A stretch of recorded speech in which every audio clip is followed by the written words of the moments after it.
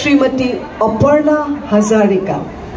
So may I call upon Nilakshi Baido to kindly come forward and read the citation of Srimati Aparna Hazarika.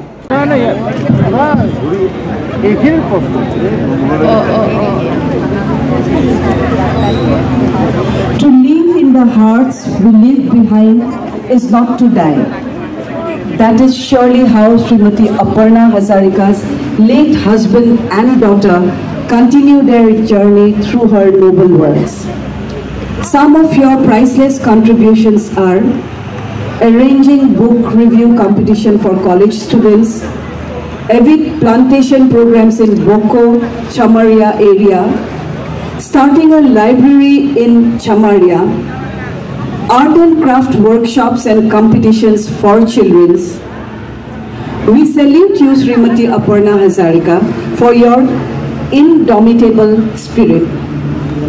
By Dr. Panchanandas, Honorary President, Guwahati Obstetrics and Gynae Society, and Dr. Kalpana Chaudhary, Honorary Secretary, Guwahati Obstetrics and Gynae Society. So a big round of applause for Srimati Aparna Hazarika. So a citation for her and a memento with a shawl.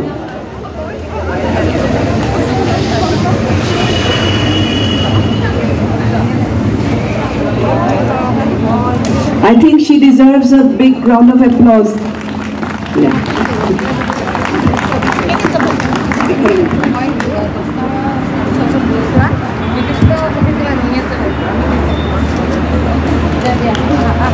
এই দিনটো নাৰী দিৱসৰ এই প্ৰাকখনত মই সকলোকে প্ৰত্যেকগৰাকী নাৰীৰ লগতে প্ৰত্যেকজন ইয়াত থকা বিশেষ ব্যক্তিক মই সম্ভাষণ জনাইছো।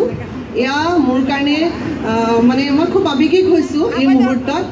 মই ইমানখিনিৰ কাৰণে মই যোগ্য আছোনে নে নাই নাজানো, কিন্তু এই মৰমখিনিয়ে মোক হয়তো আৰু কাম কৰাৰ কাৰণে উৎসাহ যোগাব। গাইনা ছ'চাইটি আৰু হেল্থ চিটিৰ কৰ্মকৰ্তা মোৰ এইটোৰ কাৰণে মোক এই সম্ভাষণখিনি যিটো দিলে, এই মৰমখিনি, তাৰ কাৰণে অশেষ ধন্যবাদ। আৰু ক'বলৈ মোৰ ভাষা নাই।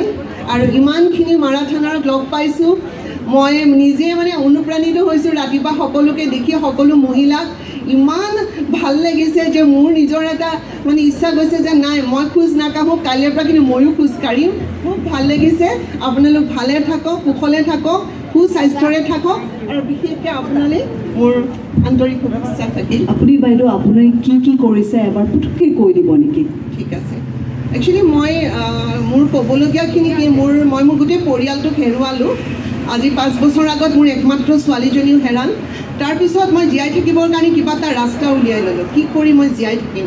গতিকে মই নিজে ল'ৰা ছোৱালীয়ে ভাল পোৱা কিছুমান কাম, মোৰ ছোৱালীজনী খুব কিতাপ পঢ়িছিলে, মই কিতাপৰ লগত কাম কৰি আছোঁ। মই মানে প্ৰথম 3 বছৰ মই গ্ৰন্থ সমালোচনাৰ বুক ৰিভিউ কম্পিটিশ্যন পাতিলোঁ অল আছাম বেচিছত। তাৰপিছত মই প্ৰকৃতিৰ কাৰণে কিছু কাম কৰিছোঁ। বকুৰ ওচৰত চমৰীয়া বুলি এখন গাঁও আছে, তাত মই নিজাকৈ, মোৰ কোনো ট্ৰাষ্ট বা অৰ্গেনাইজেশ্যন নাই, মই তাতে মই গছ গছনি কাম কৰি আছোঁ।